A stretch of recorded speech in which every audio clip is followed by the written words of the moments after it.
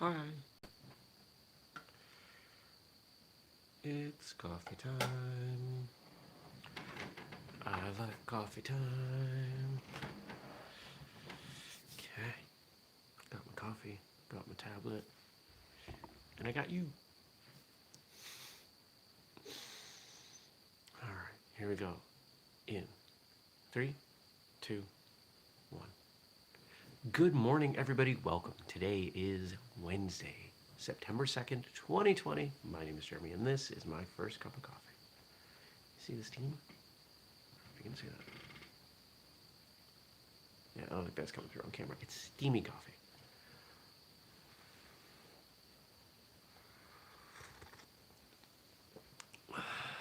Made it a little strong this morning, but oh well. Well, for any of you who joined us last night for Whistlekick Live, it was a great episode, our 12th one, rounding out the year, and we've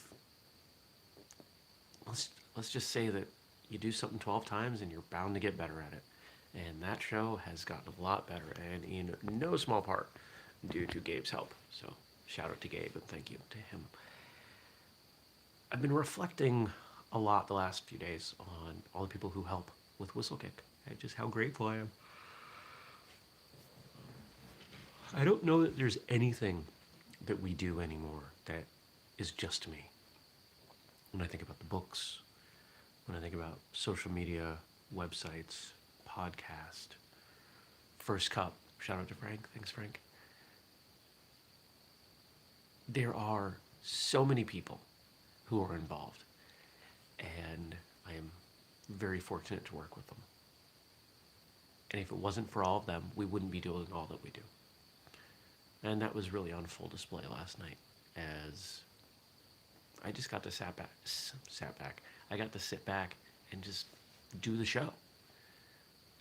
I don't have to prep for Whistlekick Live. Gabe does all that. And to be honest, I think the show goes better not just because there's prep and he does it, but because I don't prep. I don't like preparing. I don't. There are things that I feel are important to prep, but I don't like feeling rehearsed. I don't like pre-show. I don't like rehearsals. There we go. Most of the episodes of Martial Arts Radio were just off the cuff. There's no script. Once in a while, if it's something that I need to make sure I hit some points, I have an outline. That's it. I might have 200 words max written down for a 20-minute show. And yeah, that's taken some time to get to that point. But I think it's our brand. It forces me to get better. It seems more authentic to me. It seems more. You never know what's going to happen. Sometimes you have good stuff. Sometimes you have less good stuff. That's okay. Speaking of good stuff, that interview I did yesterday was awesome. The guest was great, and I was on fire. There are days where when I'm interviewing, I feel like time slows down. That's probably the best way to describe it. Where the guest says something, and just as they finish what they're saying, I've come up with the perfect comment or question. And perfect's probably a little self-indulgent. But yesterday I felt like the stuff I was asking and saying was just spot on and relevant and led the guest in some new directions. The guest we talked to yesterday is probably primarily known at this point for being a BJJ practitioner, but he's trained in a bunch of different arts, and he's been on a bunch of podcasts, but mostly BJJ podcasts, because if you look, there are way too many of them. Maybe not too many. There are many of them. There are a lot of BJJ podcasts out there. And so I made sure he knew, hey, this show is for traditional martial artists throughout the world, not just BJJ. And one of the things that I try to showcase is that we are more alike than we are different. And he really latched onto that and ran with it. We had a good conversation. Be a few weeks before it's out, but good times. I already recorded the intro and outro. When I'm on, I record the intro and outro for podcast episodes right after finishing the show. But sometimes I just don't want to be in front of the microphone anymore. Even 5 minutes more. Just, I'll do it later. It don't come out as good when I do it later. But for my own mental health, sometimes it's got to happen. What's happening today? Client computer work. I'll go to the gym. A bunch of other client work. Working on... So here's something that's going on behind the scenes. We have started working with a marketing company. A small marketing company. Because I am so immersed in this, I can't think straight about whistlekick. I can do this work for my clients. I can't do it for myself. So I found someone who reminds me a lot of me and my values in marketing, which is great. And we're working on putting together a really awesome giveaway. And it's all to sell the programs, because the programs are the thing that we actually have inventory on, because they're digital, so there's no inventory. Been struggling with inventory. Going to focus on programs, make money, buy inventory. That's the plan. So what makes sense? We're putting together a guide on utilizing martial arts to get in really good shape. And there will be some elements pulled in from the programs. It'll stand on its own. It'll be of value by itself. But I've got to write this thing now. And here's the plan. Tomorrow is supposed to be great weather, and I'm taking most of the day off, or at least I was. But you know what I think I'm going to do? I think I'm going to pick out a few spots in Vermont that I want to ride to. I'm going to ride my motorcycle, and I'm going to spend some time writing at each of them. And I might be able to get it done tomorrow, at least the draft. So that's my hope. What happened yesterday? A little bit of time at the gym. Did a bunch of work. It was a productive day. Very productive Tuesday. I had that podcast interview. Yeah, I think that was about it. Good stuff. All right, let's see what you all wrote in. Remember, if you've got questions, comments, or as one of my high school teachers used to say, cheap abuse, you can drop it below after the show, and I'll respond tomorrow.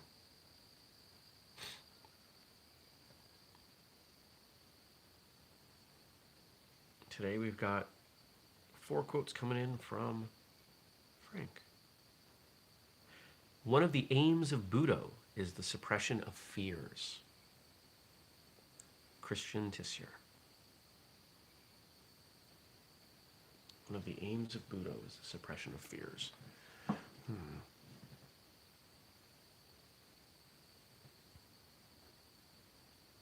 So Budo is the code. Suppression of fear. I don't know that I agree. I mean, I guess. What do we fear? We fear the unknown. We fear danger.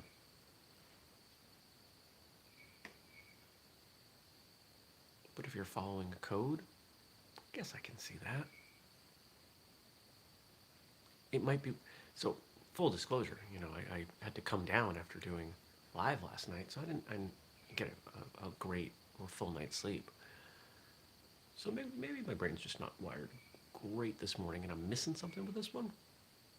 But I don't see the dots that this person is connecting. Let's move on to the next one. Now, when I do that, if you have a thought, if you have feedback on that one, leave it. Let's talk about it tomorrow. If you think I'm missing the boat on something, I want to know it. It's not the size of the dog in the fight, it's the size of the fight in the dog. Famous quote from Mark Twain.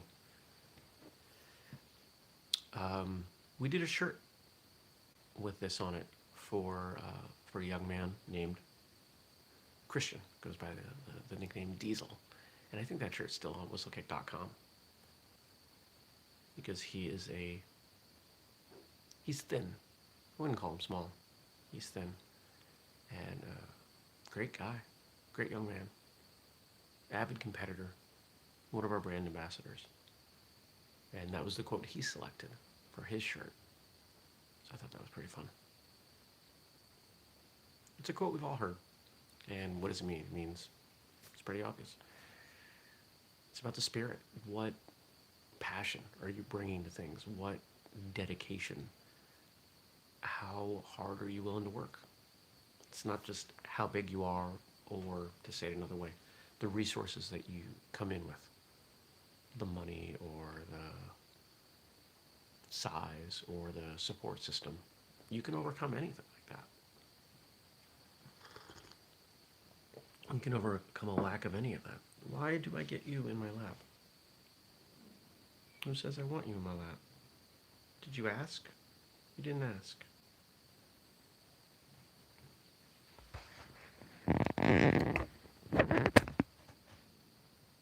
There's a cat in my lap now. If you're somebody who listens to this, you don't get to see the admittedly frequent appearances of the cat. So, lay down, lay down. Lay down.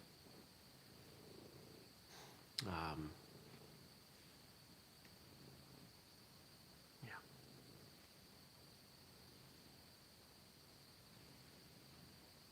Do you want to read the next one? No? Okay.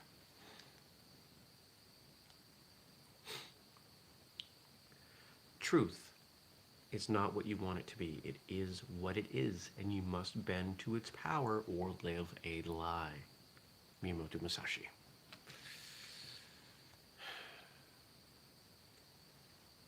Truth. Truth is truth.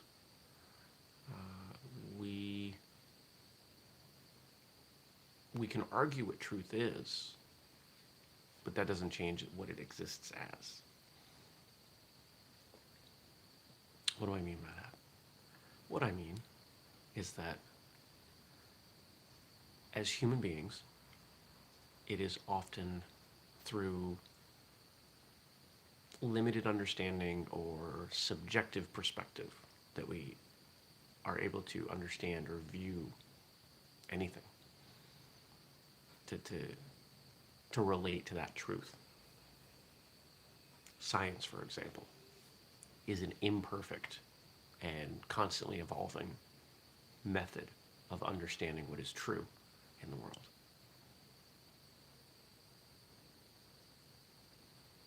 Doesn't make it unimportant. But just because a person or a group of people or all of people say something is or is not, that doesn't change the truth of it. And we as people go through incredible mental gymnastics to remain the hero in the story and correct and right in the telling of those stories. That truth doesn't care. That truth is an inanimate concept. So we can either value the truth or we can value our relationship to it. I wish I had all my old college papers, because this is the stuff that I wrote about. I find the notion of truth to be fascinating because it exists whether we want it to or not. It is unchanging.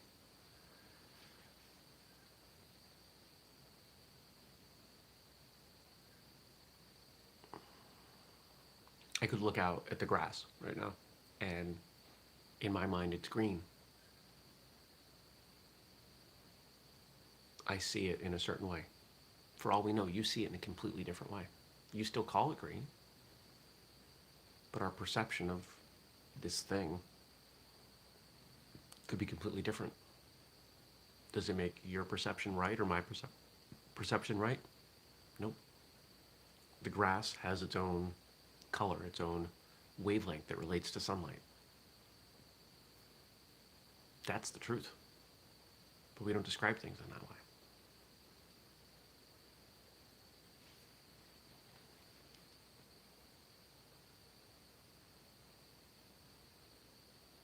Truth is not what you want it to be. It is what it is, and you must bend to its power or live a lie.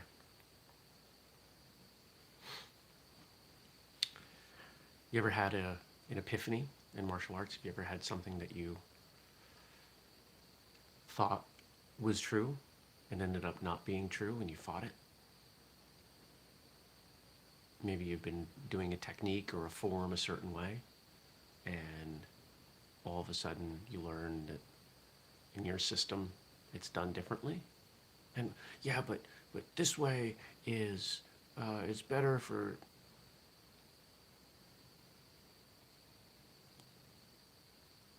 Not quite the same thing as scientific evaluation or the way the world's constructed, but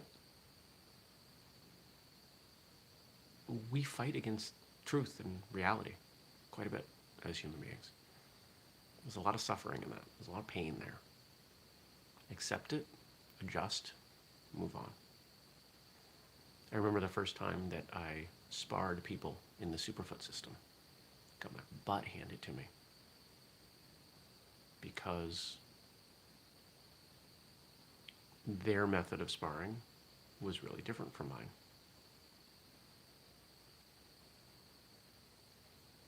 I was used to point sparring. They were used to continuous, semi to full contact sparring.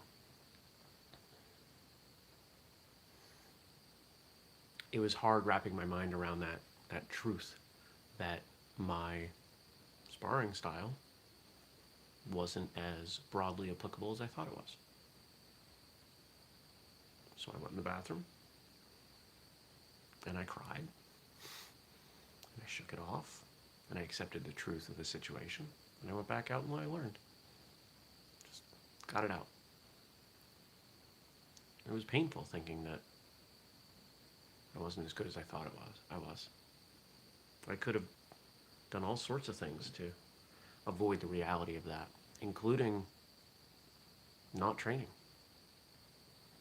There are plenty of people out there who bump into a reality that is counter to what they want it to be, and they put their blinders on.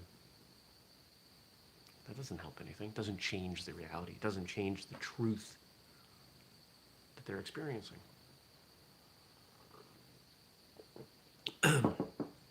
Truth exists whether we want it to or not, whether we engage with it or not. So, try to go with the flow. And our last quote for the day. Masters of the martial arts believe that a strong body and mind go together. You can improve one without working on the other. Laura Scandiffio. I don't know that all masters believe that, but I think they should.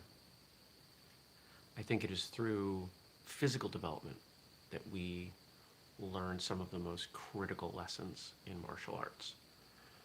By becoming physically resilient, we learn mental resilience, and vice versa.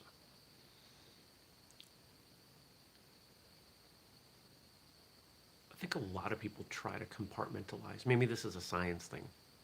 We try to treat our existence as various parts. I'm a mind, I'm a body, I'm a spirit. I'm all of those things. Even if you could find a way to take my consciousness and put it in, this cup of coffee, would I still be me? No. Because part of what makes me me is my ability to perceive and engage with the world. I wouldn't have the hands that I have. I wouldn't have the eyes that I have. What if, I become part of that cup and I look out at the grass and it's a completely different color? How am I going to relate to the world in that way? Our training's the same thing. When we work on our body, our mind benefits. When we develop our mind, our body benefits.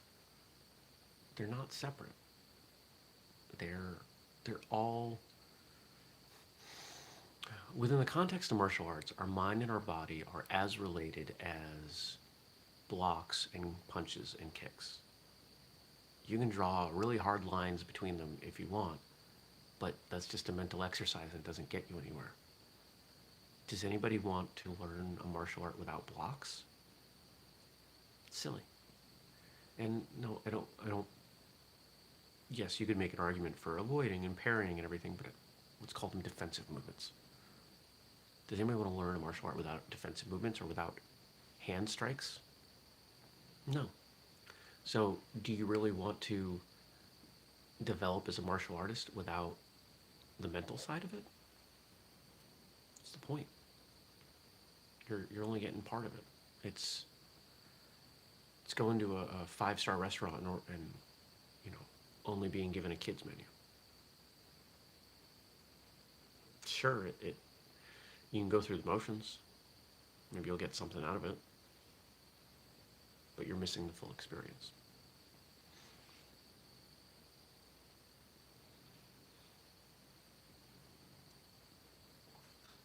She's very cuddly this morning.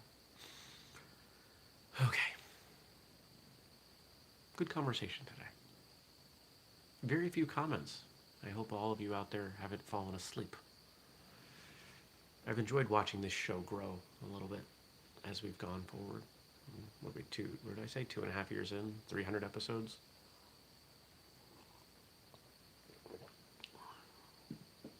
But I appreciate you all, those of you who join live, those of you who watch or listen later.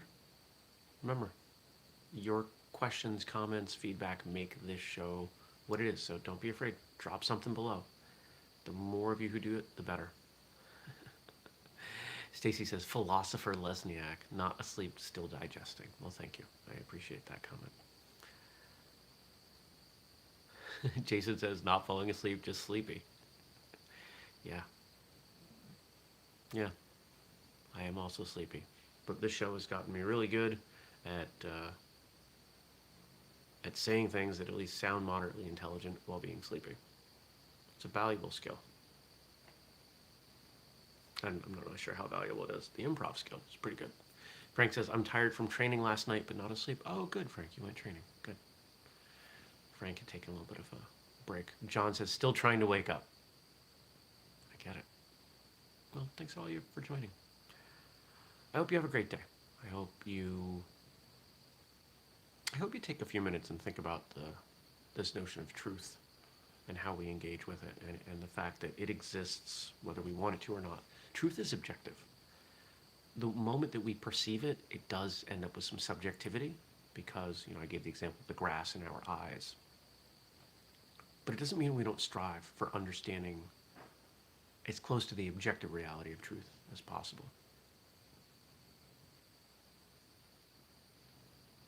Don't be afraid to be vulnerable when you evaluate something. How does learning this skill or this new fact possibly invalidate something I hold to be true, something I believe, maybe even something I've built my life on? Don't shy away. Don't be the ostrich with your head in the sand. It's far better to observe and react from what's really going on than the reality you've constructed around you. Okay? I hope you have a good day. And I hope to see you back here tomorrow, 6:30 a.m. Eastern Time, for more. Take care, everybody. Have a great day. Peace.